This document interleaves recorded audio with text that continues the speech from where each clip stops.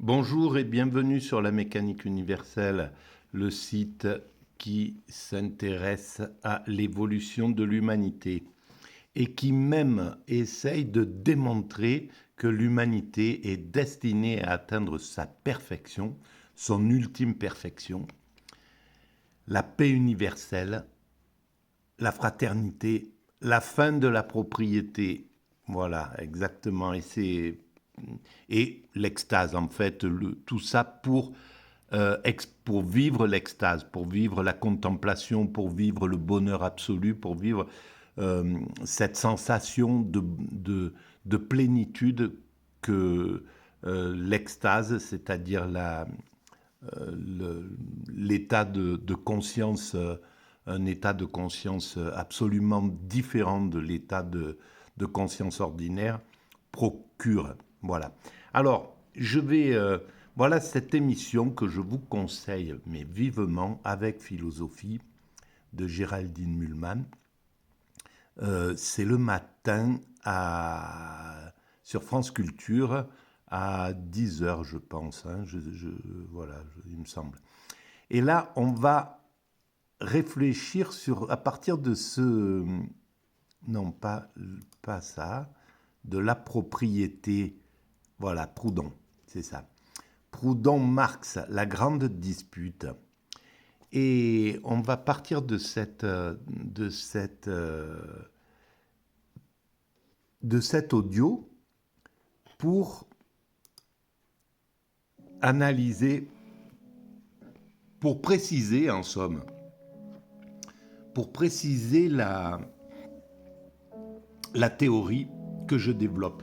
Nous allons vers cet état avec philosophie, Géraldine Mühlmann. De perfection. Dans notre série de cette semaine sur le thème de la propriété, voici un nouvel épisode, Proudhon versus Marx, la grande dispute.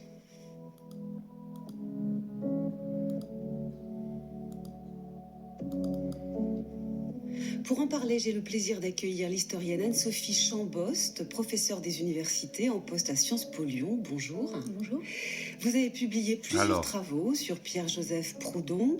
Je renvoie nos auditeurs vers notre site pour en prendre connaissance. Et j'accueille aussi le philosophe Frédéric Montferrand, maître de conférence à l'université Paris 1 Panthéon-Sorbonne. Bonjour. Bonjour. Vous êtes pour votre part un spécialiste de la pensée de Karl Marx. En particulier, vous avez co-dirigé avec Juliette Farja un dictionnaire Marx paru en 2020 aux éditions Ellipse. Qu'est-ce que l'esclavage? Si je réponds c'est l'assassinat, vous êtes aussitôt d'accord. Alors pourquoi la question? Qu'est-ce que la propriété? Si je réponds c'est le vol, dois-je sans cesse devoir m'expliquer? La propriété, mais laquelle? La propriété privée, bourgeoise? Alors, voilà, donc la propriété, c'est le vol, c'est Proudhon qui parle de ça. Marx en parle différemment. Et donc, l'idée, c'est de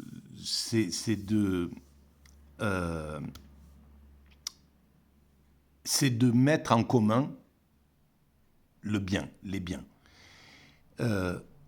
Et alors, pour moi, c'est pas quelque chose qui doit se faire de façon impérative.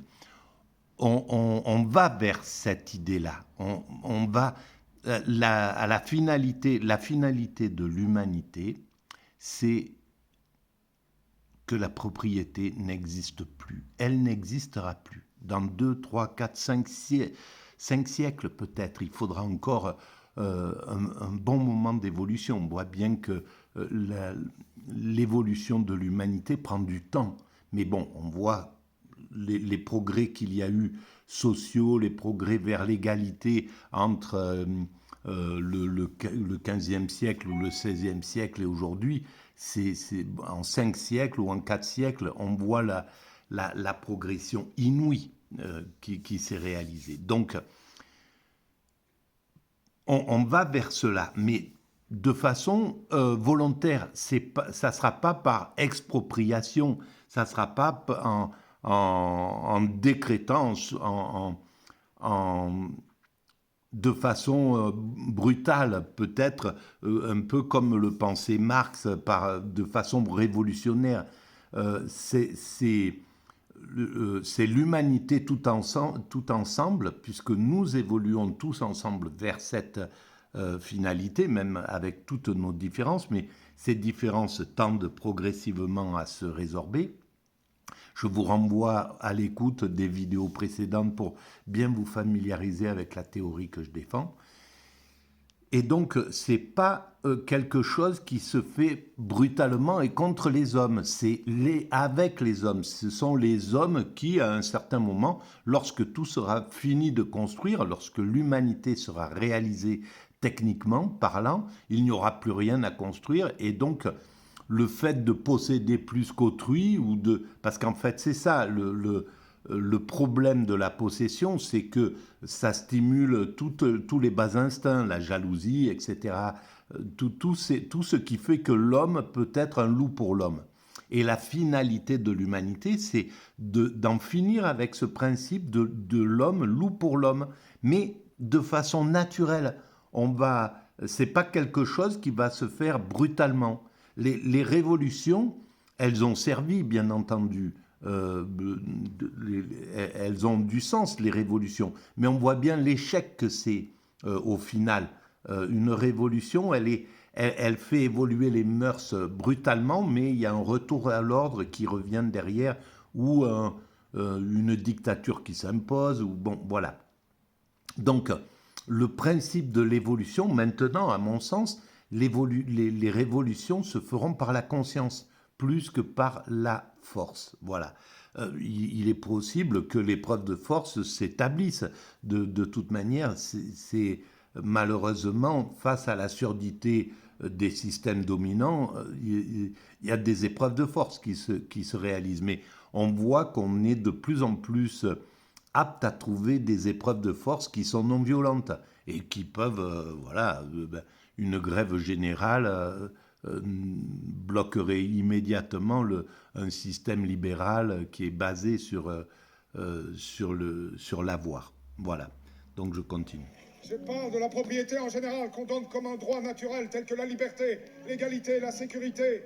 Mais ce sont des abstractions, non? Ce sont des droits naturels. La liberté, l'égalité, la sécurité de chacun n'affectent pas celle de tous. Au contraire, elles les renforcent. Ce sont des droits naturels sociaux. La propriété, à l'inverse, empiète nécessairement sur la liberté, l'égalité, la sécurité des autres. C'est un droit naturel antisocial. C'est clair que fondamentalement c'est ça, mais c'est grâce à ça que l'humanité se construit. Elle se construit sur cette apparence de posséder, d'égoïsme, cet égoïsme apparent, parce qu'en réalité, sur la mécanique universelle, je démontre bien que l'humanité, nous sommes tous totalement altruistes sans le savoir. On croit qu'on travaille pour soi, qu'on accumule pour sa famille, pour protéger sa famille, son clan, qu'on met toute son énergie pour sa nation, pour son pays, pour sa communauté religieuse, etc., qu'on travaille pour des appartenances particulières. En réalité, tout cela finit dans le grand fleuve d'évolution de l'humanité. C'est l'humanité qui fait le sens dans l'évolution. On n'en a pas conscience, et voilà, cette idée, ce principe égoïste fait que ça donne de l'énergie. Si on veut protéger notre famille, on va construire, on va monter une entreprise, on va agir comme ça, et en fait c'est pour se protéger, pour pouvoir s'écarter du danger, etc. C'est toutes des valeurs basiques pour se faire aimer, etc. C'est pour des principes qui sont pas les véritables, les motivations telles qu'on les imagine. Bon, en tout cas, ce qui donne du sens, c'est l'humanité, et l'humanité dans son ensemble. Et donc, au final, ce qui reviendra à l'humanité, le mécanisme de la propriété, c'est un des moteurs de l'évolution, mais qui est destiné à disparaître. Comme les inégalités sont destinées à disparaître, mais elles sont fondamentales pour construire l'humanité. Voilà ce que je dis. France Culture, avec philosophie, Géraldine Mühlmann. C'était un extrait du film de Raoul Peck, Le jeune Marx, réalisé en 2017. Vous y entendez un discours de Proudhon à Paris, au Jardin du Luxembourg, probablement autour de 1844, non loin de la rue Vaneau, où Karl Marx réside désormais avec son épouse Jenny. Je rappelle qu'il a dû quitter l'Allemagne en 1843 parce qu'il avait bien trop énervé la censure prussienne par ses articles dans la Gazette. Bon, voilà. Déjà, Quoi on qu'il entend arrive, Marx un petit peu agacé, quoique admiratif à l'égard de Proudhon. Cela se sensibles confirme quelques minutes après. agacent On écoute une le autre monde. scène de ce Mais film. c'est les deux acteurs, le réactionnaire et l'hyper-progressiste sont des compagnons d'évolution, même si c'est par la violence. En réalité, c'est grâce à eux que Alors, on va reprendre, excusez-nous, petit, ça arrive, petit. Confusion alors, technique. cette émission, elle est complètement deuxième naturelle, extrait j'adore. Du film de Raoul Peck, réalisé en 2017. Non, il y a un petit problème. Bon, c'est pas grave. C'est un extrait où on entendait Proudhon qui évoquait la première livraison des Annales franco-allemandes, éditée par Arnold Ruge à Paris au printemps 1844, où Marx avait fait paraître 2 articles majeurs. Cette scène semble donc bel et bien se situer au courant de l'année 1844. Proudhon a à peu près 36 ans, 10 ans de plus que Marx. Il impressionne quand même le jeune philosophe allemand, malgré les petites piques que Marx semble déjà lui envoyer, en tout cas dans la reconstruction qu'en fait Raoul Peck. Et comme d'autres auteurs français lus par Marx pendant son exil à Paris, Proudhon a de quoi encourager chez ce jeune penseur allemand formé par la philosophie de Hegel, une philosophie si respectueuse du droit et de l'État, a encouragé donc chez lui la tentation de rompre enfin pour de bon avec Hegel. Proudhon vient de faire paraître en 1840 « Qu'est-ce que la propriété ?» où se trouve sa fameuse formule « La propriété, c'est le vol ». Voici un extrait de cet ouvrage qui précise le propos de Proudhon. Le droit à la liberté et le droit à l'égalité, selon lui, imposent ensemble de refuser le droit à la propriété. On écoute donc un extrait lu par Bien Aïda sûr, Ndiaye. le droit à la propriété, c'est du vol, c'est clair, mais c'est que ça... En théorie, c'est tout à fait ça. Simplement, la liberté est un ça droit fonctionne absolu, comme ça. parce Mais qu'elle est à l'homme, comme l'impénétrabilité est à la matière, une condition sine qua non d'existence. L'égalité est un droit absolu, parce que sans égalité, il n'y a pas de société. La sûreté est un droit absolu. Et puis, parce que l'égalité, elle est absolument juste. C'est pas un principe, faux. En réalité, chacun de nous sommes tout à fait égaux sur cette planète à partir du moment où nous apparaissons, où nous vivons, que l'on vive un jour ou que l'on vive 100 ans, c'est exactement pareil. On donne tous l'entièreté de notre existence à l'évolution de l'humanité. On la donne par tous les moyens que l'on dispose et on doit et notre diversité est fondamentale. Qu'on soit un malfaiteur ou qu'on soit un législateur, on donne absolument exactement la même chose à l'humanité. On le donne par ce qu'on appelle le mal, celui qui va être le malfaiteur, qui va trouver une astuce pour abuser de ses congénères en trouvant une faille dans le droit, par exemple. Eh bien, il travaille à l'évolution du droit autant que le législateur qui va, grâce à lui, va dire « bon, là, on va poser un verrou, on va poser une loi, ça sera interdit dorénavant ». Et c'est comme ça que notre droit est devenu, que notre code pénal est devenu aussi riche. Et donc, c'est exactement comme ça. Quelqu'un qui transgresse fait évoluer l'humanité. Weinstein qui a abusé de sa position, etc., qui s'est mis qui a été conspué par l'humanité, a permis à travailler autant l'humanité que les juristes qui posent des lois avec lui. Grâce à lui, entre guillemets, grâce à lui, eh bien, des gens déjà dans le cinéma ne vont pas plus se comporter comme ça, vont avoir peur, etc. Puis des lois vont être posées, puis etc., etc. Donc, c'est pour dire que celui qui mendie au coin d'une rue travaille autant que le sociologue qui écrit sur les SDF, sur l'injustice du monde. Ils travaillent tous les deux l'humanité. Voilà. La seule chose, c'est que l'humanité ne doit pas dire, bon, ben, puisqu'il travaille en tant qu'SDF, on va le maintenir dans cette chose-là, on va en créer encore plus. Non, on doit résorber progressivement les inégalités pour aller vers l'égalité absolue. La finalité de l'humanité, c'est l'égalité absolue. Parce qu'aux yeux de tout homme, sa liberté et sa vie sont aussi précieuses que celles d'un autre. Ces trois droits sont absolus, c'est-à-dire non susceptibles d'augmentation ni de diminution, parce que dans la société, chaque associé reçoit autant qu'il donne, liberté pour liberté, égalité pour égalité, sûreté pour sûreté, corps pour corps, âme pour âme, à la vie et à la mort. La liberté, elle est fondamentale dans l'humanité. Et on atteindra aussi... C'est un droit en dehors de la société.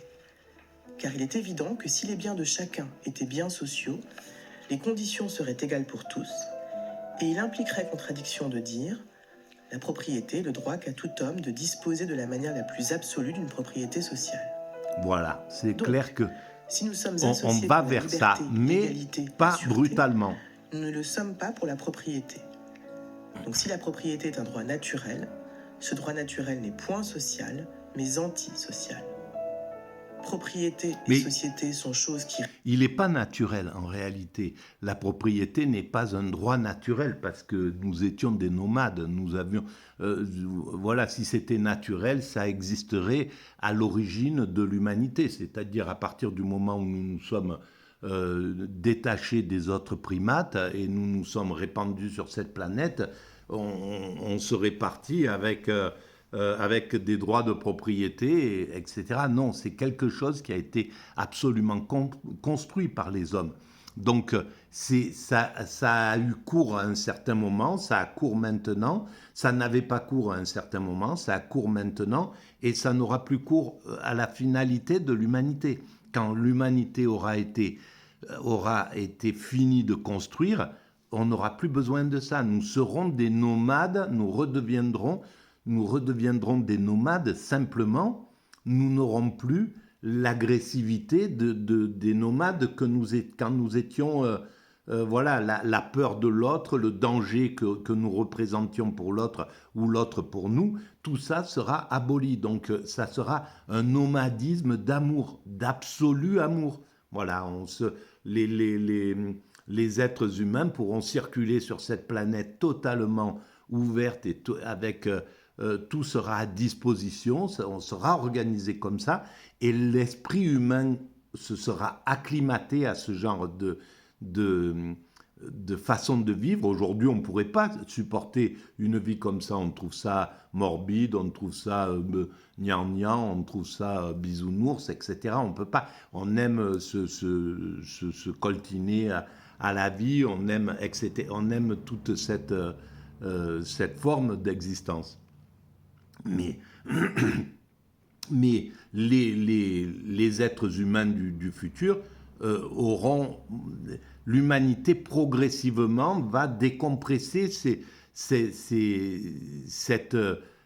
vision. On le voit bien. Déjà, on commence à parler de patrimoine universel. On commence à protéger des tas d'endroits de l'humanité. On commence à dire que des œuvres d'art, même si elles appartiennent à telle nation, appartiennent en fait au patrimoine de l'humanité. Personne ne peut y toucher, etc., etc. On voit bien qu'on va vers le fait que tout soit un patrimoine de l'humanité.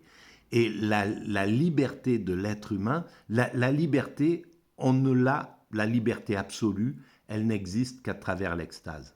C'est dans l'extase, le nirvana, l'éveil, peu importe comment on l'appelle, la bhakti, mokti, fana, voilà, baka, dans béatitude, peu importe comment on appelle cet état-là, cet état d'extase que les soufis cherchent à atteindre, que les moines zen cherchent à atteindre, que les moines, que les ascètes indiens cherchent à atteindre, que les moines qui vont s'isoler cherchent à atteindre, etc., etc. Cet état-là, c'est le seul état qui nous offre une pure liberté. Et à la fin, quand l'humanité aura atteint son ultime perfection, les êtres humains seront en pleine liberté. Voilà. Cet homme qui est là, voilà, bon, c'est pas la peine que je parle de ça. Répugnent invinciblement l'une à l'autre. Il est aussi impossible d'associer deux propriétaires que de faire joindre deux aimants par leur pôle semblable. Il faut ou que la société périsse, exactement, ou qu'elle tue la propriété. Voilà, mais elle ne périra pas, la société humaine.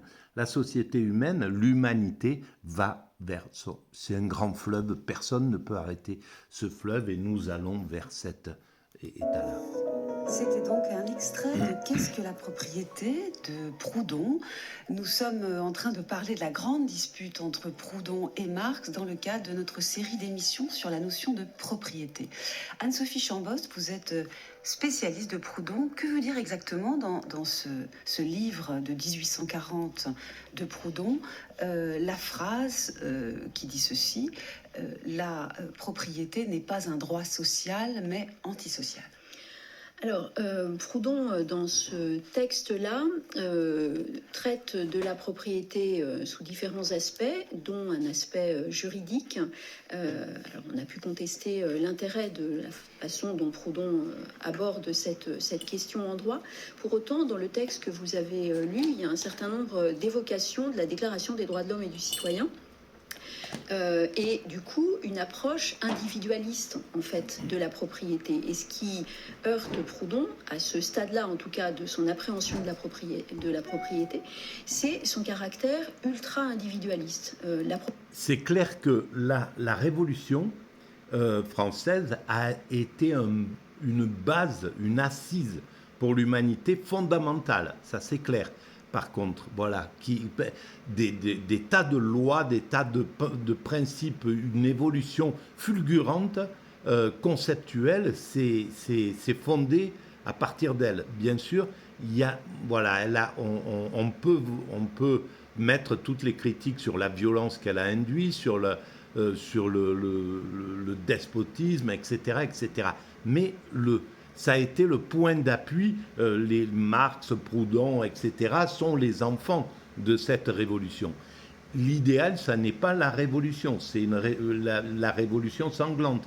C'est une révolution consciente qui inclut les dominants. Voilà, c'est ça, les révolutions vers lesquelles nous allons, c'est des révolutions conscientes qui sont juste, en fait, à éveiller la conscience des dominants, parce qu'en fait, si on avait réussi à percer la conscience des aristocraties de l'époque, à l'époque de Louis XVI, si Louis XVI était venu, avait dit bon ben ok, on voit maintenant l'évolution mérite ça, etc. J'ai bien lu Rousseau, j'ai bien lu tous les progressistes, je me suis renseigné avec tous les philosophes du moment, etc. Et c'est ceux qui sont devenus les révolutionnaires. J'ai bien compris, ok, soit je vous rends mon tablier, soit je veux bien être un roi d'apparat et je laisse le pouvoir au peuple, etc. Voilà où on doit en arriver. Là, actuellement, on doit arriver à assouplir la la surdité de nos dominants. Nos dominants sont totalement sourds. Les chefs d'État, le chef d'État actuel, s'il y a ce chaos, c'est la surdité qui donne ça. Et c'est 30 ans de surdité, c'est pas que lui. C'est 30 ans de surdité qui font que le peuple, tant qu'il n'arrivait pas à s'exprimer dans les années 90-2000, il était en pure dépression. Heureusement qu'il s'est révolté, heureusement qu'il y a eu les gilets jaunes qui ont relevé, parce que sinon c'était un enfant battu qui ne pouvait pas se révolter. Et donc il allait vers l'extinction en réalité. Ces années-là, le peuple, il était complètement maltraité, abusé. On délocalisait, on foutait des gens à la porte et ils avaient beau gueuler, les médias étaient du côté de l'oligarchie, donc c'était comme pisser dans un violon, ça servait à rien et donc il n'y avait que de la souffrance qui était là en réalité. Et la révolte, elle sert à sortir de la dépression en réalité. Et heureusement qu'elle est là. Et ça, même ces dominants ne le comprennent pas. Donc, c'est bien une prise de conscience des dominants. Le peuple, il est déjà d'avant-garde. C'est pas pour rien qu'on est en démocratie, parce que le peuple a déjà une vision universelle, a déjà une vision de l'égalité, de ce que c'est, etc. Une vision bienveillante des choses, globalement, dans sa globalité. Évidemment, il y a dans le peuple, il y a des cons, il y a des bourrins, il y a des dictateurs en puissance, etc., etc. Mais globalement, le peuple est plus intelligent que les dominants. C'est pour ça que l'humanité a évolué vers la démocratie et non pas vers l'aristocratie ou l'autocratie, etc. Pourquoi nous sommes sortis de ces 300 000 ans d'évolution où un dominant thésaurise les privilèges, comme lorsque nous étions des primates naturels? C'est parce que c'est plus intelligent pour l'évolution de l'humanité. Propriété comme un droit de l'homme et qui fait que celui-ci, c'est l'article 544 du Code civil qui l'énonce à cette époque et qui l'énonce encore aujourd'hui, la propriété est le droit de jouir et de disposer des choses de la manière la plus absolue. Et c'est cet absolu, en fait, de la propriété qui rend pour Proudhon celle-ci asociale, antisociale, en fait, contraire aux autres idées qu'on trouve dans la Déclaration des droits de l'homme, et en particulier les idées de liberté et d'égalité. Donc là, en fait, la Révolution française a servi de contre-exemple, donc pour les Proudhon, justement. Mais quoi qu'il arrive, que ça serve de façon directe ou indirecte, c'est la même chose. C'est clair que c'était donc la Révolution française, elle avait un principe absolument libéral, mais qui était vital, et qui est vital, c'est le principe de l'évolution. On a besoin de ça, mais c'est pas le fondement de l'humanité. La propriété n'est pas un fondement, c'est juste un outil d'évolution qui est destiné à disparaître. Voilà. Comme tous les outils d'évolution sont destinés. La guerre, c'est un outil d'évolution qui est destiné à disparaître. Voilà, etc. Alors, très bien, ok. Mais qu'est-ce qu'il propose de faire? Est-ce que ça a du sens pour lui de dire, par exemple, qu'il faudrait l'abolir par un acte politique? Comment ça marcherait?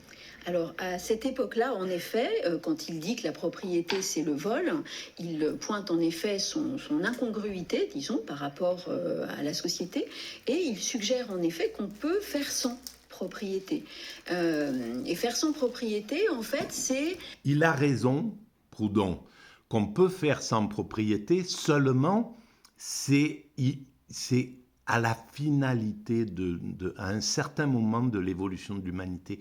C'est pas quelque chose où on peut passer comme ça du jour au lendemain de la propriété à la non-propriété. C'est le progrès comme l'évolution d'un être humain. C'est-à-dire qu'on ne peut pas passer de l'enfance à l'âge adulte sans pas traverser l'adolescence. pendant le moment de l'adolescence de l'humanité, admettons nous sommes dans l'adolescence de l'humanité, nous allons vers l'âge adulte, dans ce moment-là, la propriété est quelque chose qui est établi durement, fortement. La remplacer par juste un état de possession. Les hommes vont juste posséder les choses, c'est-à-dire travailler les choses, puisqu'il faut mettre évidemment la réflexion de Proudhon sur la propriété en lien avec la question du travail. En fait, ce qui le choque à cette époque-là, c'est l'idée que la bourgeoisie, en fait, propriétaire des instruments de production, bénéficie du travail fait par d'autres qui, eux, ne jouissent pas des fruits de leur travail puisqu'ils n'ont pas la propriété des instruments de production. Donc, n'importe qui peut comprendre que c'est révoltant. N'importe qui peut comprendre que c'est révoltant dans la mesure où un être humain est maltraité. Si actuellement, par exemple, les ouvriers, voilà, il y a une entreprise ici, il y en a 5 ou 6 entreprises. Si les ouvriers travaillaient 3 jours par semaine, avaient 3 jours de vacances, étaient payés de manière juste, à avoir ce qu'il leur faut sans aller dans une débauche, si on était dans une société fraternelle, s'ils travaillaient, au lieu de travailler 8 heures par jour, ils travaillaient 6 heures par jour, si dans le travail, les relations entre le patron et les ouvriers étaient des relations symbiotiques, c'est-à-dire que le patron soit bien conscient qu'il n'existe que par ses ouvriers, etc. Qu'il soit absolument fraternel, un ouvrier a besoin de ça, tout le monde est conscient. Si on travaillait dans cet état d'amour, mais bien sûr qu'il n'y aurait aucune exigence. Le système accepterait tout à fait d'être un employé. Sauf que c'est pas ce que propose. On est en retard sur les choses. Au 19e siècle, les ouvriers, les patrons étaient en retard sur les mœurs qui étaient déjà pressenties. C'est pour ça que sont nés Proudhon, Marx, Fourier, etc., qui voulaient changer cette façon cet esclavage dans lequel nous étions. Il y a eu, peut-être pendant les 30 Glorieuses, le seul moment où le patronat et les ouvriers étaient à peu près dans un système d'égalité. On se sentait bien de travailler dans ces années-là, etc., d'appartenir. Et dès que le communisme est tombé, le capitalisme est rentré dans un état de toute puissance à partir des années 90 et il s'est accaparé les moyens les zones où on pouvait entendre la contestation, les médias, il a pollué les syndicats, il a réussi à dissocier les êtres humains pour qu'on n'ait plus de solidarité. Et à partir de là, il a abusé complètement du peuple, des ouvriers, etc. Et donc, il a produit un problème qui fait que la révolte était obligatoire derrière ça. L'idée de Proudhon, en effet, à ce stade, c'est de penser qu'on peut supprimer la propriété. Et donc, je ne sais pas dans quelle mesure c'est très clair dans sa tête ce qu'on pourrait faire demain s'il y avait une révolution, mais est-ce que vous pensez que... Mais ça ne pouvait pas être clair parce que ce n'est pas réalisable. Même dans la... voilà, on l'a vu, ça a été tenté avec le communisme. C'était ça. L'idée était parfaite dans l'idée. Sauf que comme c'était la dictature du prolétariat, ça ne fonctionne pas. Que ce soit la dictature du patronat ou la dictature du prolétariat, c'est la même chose. Ça ne fonctionne pas. C'est quelque chose qui pouvait se faire que par bienveillance, que par... permettant la fraternité entre l'entrepreneur, celui qui a les qualités pour entreprendre et celui qui a les qualités pour fabriquer. Ce sont des partenaires en réalité qui s'ignorent. On ignore qu'on ait des partenaires dans le système. Voilà. Ça voulait dire pour lui à l'époque des possessions certes, mais quand même un peu sécurisés pour ceux qui travaillent, mais sur lesquels on pourrait avoir un avis de l'extérieur, on pourrait collectivement, malgré tout, obliger quelqu'un à gérer sa possession avec des avis collectifs. Comment ça se déciderait? Qui déciderait? Il y aurait des votes? Enfin, est-ce qu'on a un peu une idée de ce qu'il avait en tête là en 1840? En 1840, ça me paraît peu clair, cette idée effectivement de réflexion collective sur ce que devrait devenir la propriété. Je pense que ça, il y arrive un peu plus tard en fait. Il y a une évolution de sa pensée. Là, il est encore dans une logique précisément assez individualiste et précisément comme la liberté, l'égalité ne sont pas, d'après lui, assurées par l'existence du dogme propriétaire, cette propriété bourgeoise qui est triomphante à cette époque-là, en 1840. Bien sûr, mais après, le triomphe de l'aristocratie. Qu'on pourrait apprécier. Donc ça a évolué vers ça.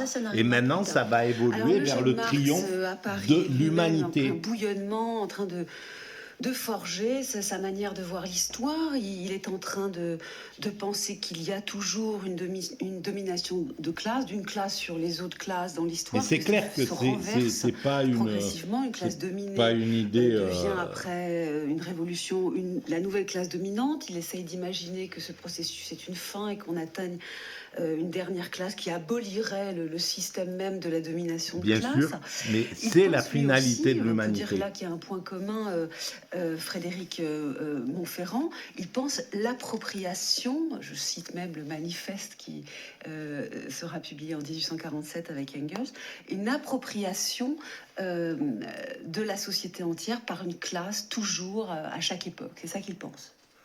Oui, bah alors ça dépend justement à quelle époque de la trajectoire de Marx on se situe.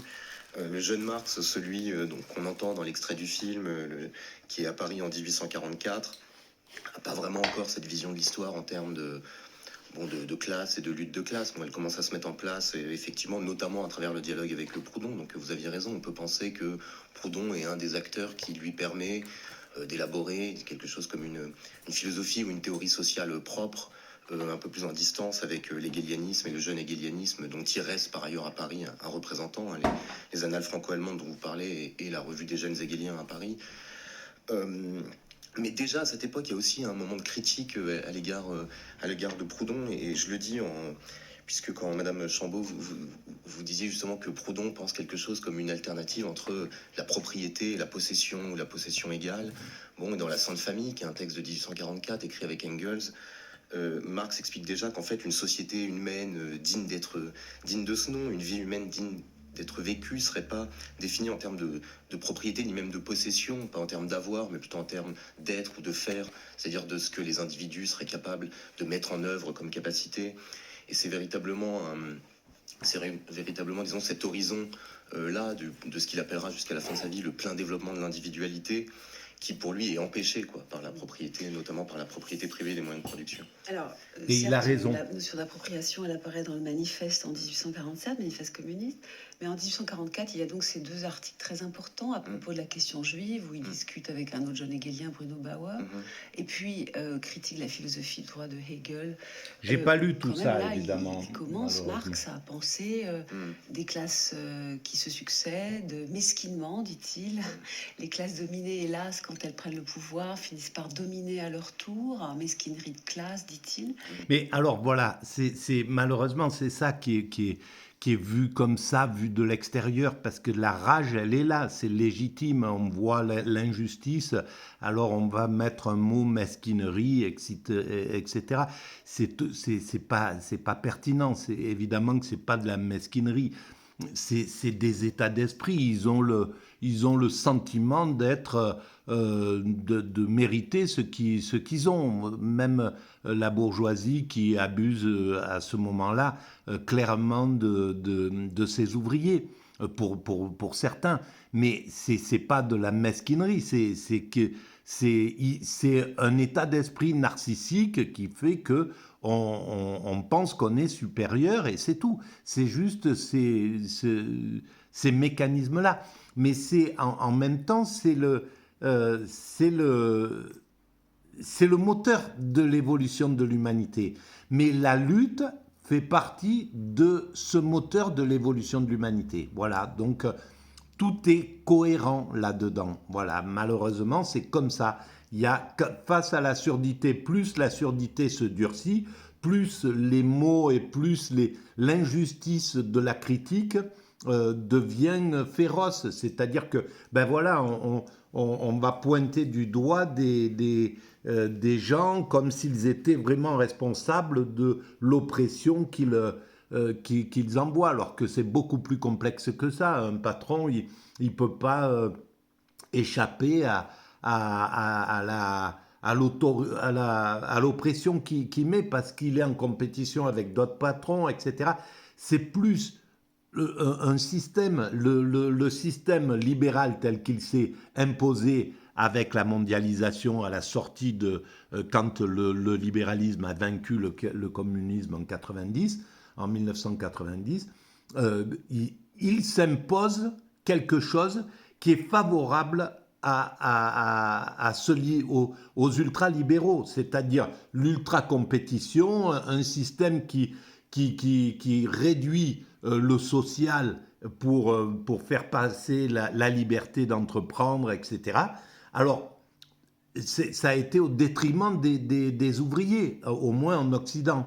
Voilà, en Occident, ça a été ça a ravagé les acquis sociaux, etc., etc. Mais en même temps, ça a équilibré, ça a fait monter les acquis sociaux dans les pays où les Occidentaux sont allés délocaliser pour retrouver la même servitude que leur père du 19e siècle. Hein. Le patronat qui est parti, il n'est pas parti pour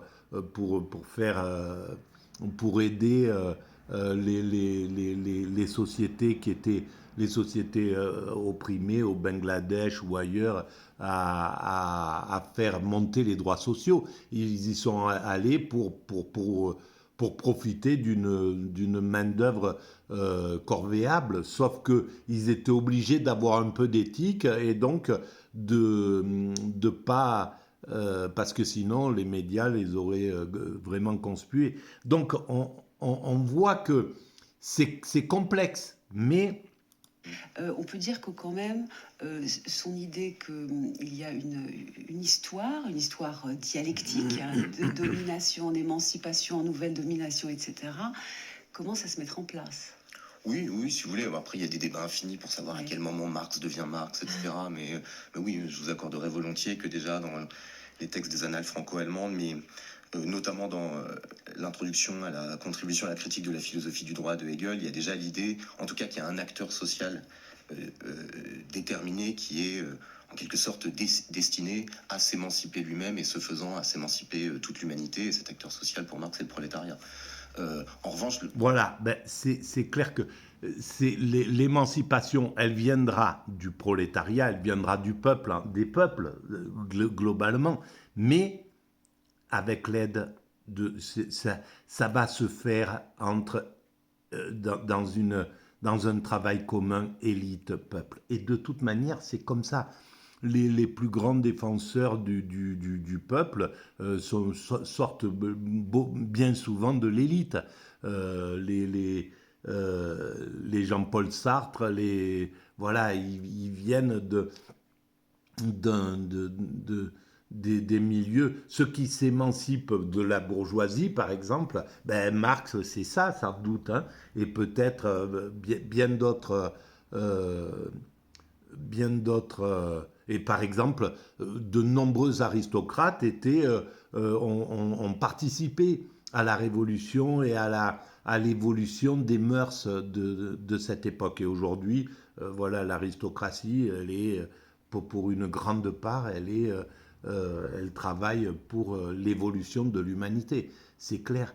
Donc, c'est bien un travail commun qui est dans les choses. Et c'est clair que la bourgeoisie a travaillé autant que le peuple à l'émancipation du peuple. Le peuple est allé se faire castagner, il est allé faire manifester, et c'est ce qui se passe aujourd'hui. Le peuple, les gilets jaunes sont allés se faire éborgner, castagner, frapper. Ceux qui se révoltent actuellement, c'est ça. Mais à côté de ça, on voit passer des élites qui commencent qui soutiennent, qui sont là, qui viennent parler parce qu'ils ont, eux, l'aptitude à parler et qui vont représenter le peuple. Donc, c'est bien un travail conjoint. C'est là où on doit aller vers vers une symbiose d'évolution pour faire changer les mœurs. Tranquillement, on ne va pas passer de notre état à la perfection à coup de matraque. C'est une évolution progressive, lente. On doit accepter le temps d'évolution. Il faut juste prendre conscience que nous allons dans cette direction-là. Quand l'humanité aura pris conscience de ça, elle prendra conscience naturellement, comme elle a pris conscience que nous descendons des autres primates grâce à Darwin. Voilà, il y a un moment, peut-être ça sera la mécanique universelle qui va éclairer cette évolution et les scientifiques derrière diront on va réfléchir pour voir si effectivement cette logique d'évolution est claire et on peut la modéliser, on peut décréter oui, scientifiquement, l'humanité va vers cette perfection, l'égalité, la paix universelle, la fin de... Voilà, etc. et l'extase. Bon, si on décrète ça, si les scientifiques le jouent, les scientifiques décrètent ça, l'humanité, elle se range derrière cette idée, et donc il n'y a plus de raison, par exemple, de faire la guerre, puisqu'on a un travail commun et qui inclut l'ensemble des hommes. C'est-à-dire que la finalité, ça ne sera pas pour le groupe occidental, ça ne sera pas pour telle ou telle nation, telle ou telle communauté religieuse ou quoi que ce soit. C'est pour l'ensemble humain. C'est l'ensemble humain qui arrive à cet état-là. Donc, ce travail, il se fait de façon conjointe et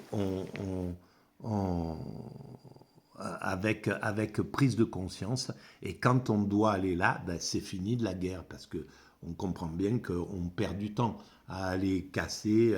Là, par exemple, il y a 1000 milliards qui sont gaspillés dans cette guerre en Ukraine. Bon, on voit bien que même on est sûr que s'il y a la guerre plutôt qu'autre chose, c'est ça qui doit s'imposer. À ce moment-là, la conscience n'est pas assez forte pour faire évoluer l'humanité, donc c'est la violence qui prend le pas de l'évolution. C'est tout. C'est soit une évolution consciente, soit une évolution violente qui va faire bousculer les choses.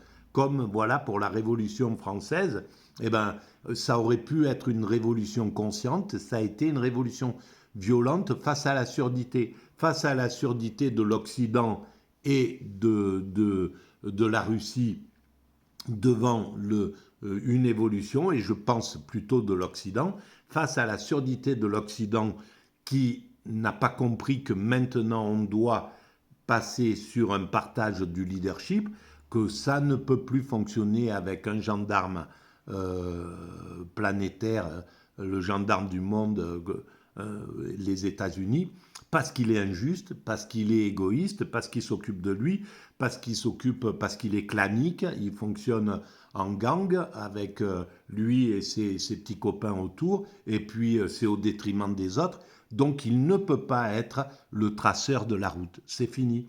Donc, les Chinois, même s'ils ne l'ont pas compris, c'est exactement ce qu'ils réclament. Quand ils réclament le leadership, c'est parce que le monde occidental n'est pas apte de façon... n'a pas l'éthique, la morale suffisamment puissante pour être le leader de l'humanité encore pour les temps à venir. Donc, on est bien obligé donc, cette guerre, elle va, à mon sens, sonner le glas de la domination des États-Unis.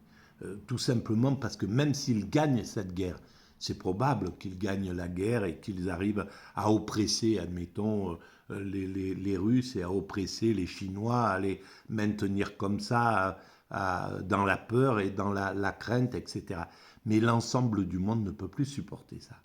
Voilà, alors ça serait une évolution contrainte avec pillage par l'Occident, etc., qui prolongerait tout simplement de 10, 20, 30, 40 ans les choses, mais le renversement serait d'autant plus brutal que la surdité serait brutale. Voilà, face à plus la surdité est dense, et plus la révolte est dense. Alors, soit c'est une révolte consciente. Au départ, avant cette guerre en Ukraine, les Russes et les BRICS, on va dire, disaient, bon, il faut changer, il faut passer par un partage du leadership. Et moi, j'écrivais ça il y a 20 ans déjà, que c'était une nécessité. Dès le début de la mécanique universelle, j'ai compris que l'Occident avait super intérêt à décider par lui-même de partager le leadership, avant qu'on l'oblige à le faire, avant que ça soit, qu'on reprenne le même système que chez les primates naturels. C'est le dominant, il thésaurise les privilèges, il ne peut pas sortir de cet état de domination, il est harcelé jusqu'au moment où il est renversé, et là il doit s'enfuir et aller faire sa dépression dans un coin à la limite du groupe et voir le nouveau dominant dominer, partir aussi dans ses excès de se taper sur le torse, manifester sa toute-puissance, etc., thésauriser tout le truc, les femelles, le système, etc. Et puis après, progressivement, l'ancien dominant, voilà, celui qui a perdu, il revient doucement dans le truc. Pour éviter ça c'est l'évolution, c'est notre évolution basique, c'est l'évolution inconsciente. On est des primates et on évolue avec ça quand on est inconscient. Pour éviter ça, ce que je préconisais il y a 20 ans avec la mécanique universelle, c'était de commencer, de choisir nous-mêmes, de dire, voilà, on partage le leadership. Ça faisait tomber la pression, ça amenait, voilà, c'était la solution psychologique. Et c'est curieux parce que l'Occident, c'est le monde psychologique par définition. Et il n'est pas apte à utiliser ce moyen-là. C'est dingue. On est trop narcissique. Et le narcissisme, on le tient de ces 600 ans de domination. Voilà, on a été des esclavagistes, on a été des colons, et on est encore des colons, d'une façon directe ou indirecte, mais c'est un état d'esprit. Ça construit un état d'esprit de dominant. Et ça construit le narcissisme. Et le narcissisme, c'est la surdité. Le narcissisme, il ne peut pas changer de lui-même, malheureusement. Il n'a pas l'aptitude. Il est très bon pour donner des ordres, pour être un boss, pour être là, etc. Mais il n'a pas la souplesse mentale pour évoluer. Et ça, d'ailleurs, je pense que Hegel a bien compris ça. Justement, peut-être que Marx, etc., n'ont pas assez bien lu Hegel, du fait que l'esclave était plus haut déjà que son maître. Forcément, il est plus en avant spirituellement, il est moins bloqué, etc., il est plus libre. Voilà, c'est pas pour rien que c'est des artistes. Les esclaves, ils émergent, ils font émerger une liberté artistique, une créativité absolue, alors que les wipes aux États-Unis, ils sont bloqués, blindés, voilà, ils n'arrivent pas à se prendre dans les bras, ils n'arrivent pas à s'embrasser, ils sont coincés derrière leur cravate, leur truc. Ils sont à plaindre en fait, voilà. Donc le dominant est à plaindre, et c'est pourquoi il doit comprendre qu'il est à plaindre. Et s'il le comprend, il pourra évoluer. Tout le travail est là, voilà. Bon, ben on va arrêter là. Merci à cette émission avec philosophie. Et je vous conseille vivement, si vous trouvez que c'est intéressant, ces points de vue, qui méritent d'avoir autre chose que 2 ou 3 vues par vidéo, 10 vues de temps en temps. C'est quand même dommage pour moi, hein, mais bon, peut-être que j'ai une vision un peu grandiose de moi-même dans ce cas-là. C'est pas le cas. D'ailleurs, je ferai une petite vidéo sur ce que j'ai, voilà, sur mon, je pense, j'ai fait un test et il s'avère que je suis sans doute TSA, je crois que c'est ça, hein, ce qu'on appelait avant autiste, Asperger, Aspi, voilà, ben je pense que je suis dans cette lignée de l'évolution. On en parlera, on fera une vidéo là-dessus. Voilà, à très bientôt, merci de votre écoute.